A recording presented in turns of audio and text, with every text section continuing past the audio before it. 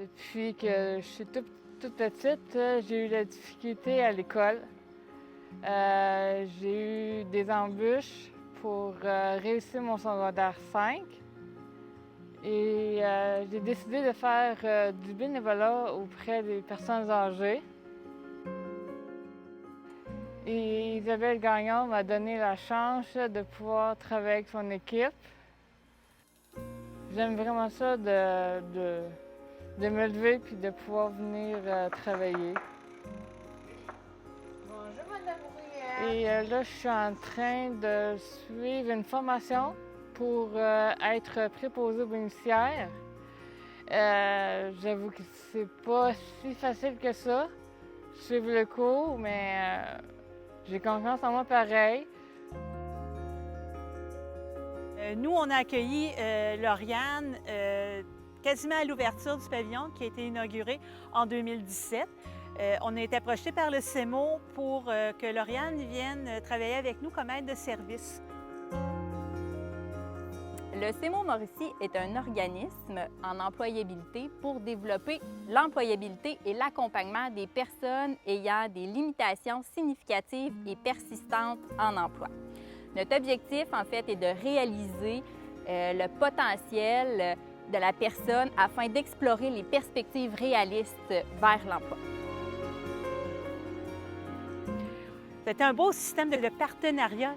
On l'a associé avec un préposé d'expérience qui a travaillé dans le réseau, qui a travaillé dans plusieurs domaines et qui est avec nous depuis le tout début du pavillon Gabriel en 2017.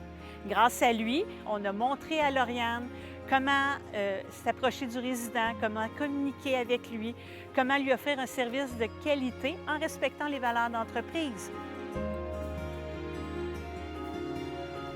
Quand est arrivée Lauriane, c'est sûr qu'elle avait besoin d'être encadrée. Elle était un petit peu gênée, posait pas beaucoup de questions, était très aussi une fille qui était très réservée. Au fil du temps, on a appris à connaître Lauriane. Elle a évolué dans son cheminement, dans sa façon de parler et d'arrêter d'avoir peur ou de craindre les autres. C'est avec assurance que Lauriane est rendue où qu'elle est aujourd'hui, dans son emploi. Bon après-midi. Bonjour. C'est une personne qui a besoin d'aide au départ. C'est une personne qui a besoin aussi de la confiance des autres aussi. Et on a besoin de communication beaucoup, Lauriane aussi. C'est d'apprendre à parler lentement, de prononcer lentement aussi, pour qu'elle puisse comprendre exactement ce qu'on lui demande aussi dans son emploi de tous les jours. Au niveau des communications avec l'équipe de travail, on a écrit là, comment faire des demandes à Lauriane. Donc, c'est important qu'on utilise des mots simples avec Lauriane, qu'on utilise des phrases courtes. Accepter qu'il y ait un délai de réponse pour que Lauriane assimile l'information, c'est important. Il faut valider sa compréhension puis ne pas hésiter aussi de reformuler notre question quand on voit que Lauriane ne comprend pas. On a utilisé des images sur son chariot de service en guise de rappel pour elle pour s'assurer que cette tâche-là soit bien accomplie dans son horaire global.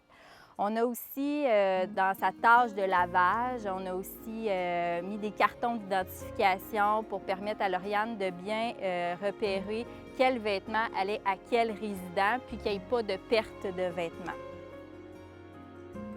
Donc, engager une personne ayant une dysphasie, c'est des personnes qui sont travaillantes, fiables, motivées. C'est des personnes persévérantes face aux difficultés. Ce que je pourrais donner comme conseil pour les personnes qui engagent des personnes avec des problèmes de communication, c'est d'avoir une ouverture d'esprit et d'avoir un grand cœur pour les accueillir dans leur démarche de tous les jours. Moi, je trouve que c'est une belle initiative d'un employeur d'intégrer des gens dans leur milieu de travail. C'est sûr que c'est de l'adaptation, de la patience, du dévouement, mais quand on a une bonne structure de travail, qu'on a des bons employés, une bonne collaboration, et autant collaboration du CEMO, des employés, de la famille, bien, ces gens-là trouvent leur rythme de croisière dans leur emploi. Les avantages, la ponctualité, l'amabilité, le souci du détail. Ça renforce les liens aussi dans les équipes de travail, autant avec le mentor qu'avec la personne et avec toutes les personnes avec qui on travaille.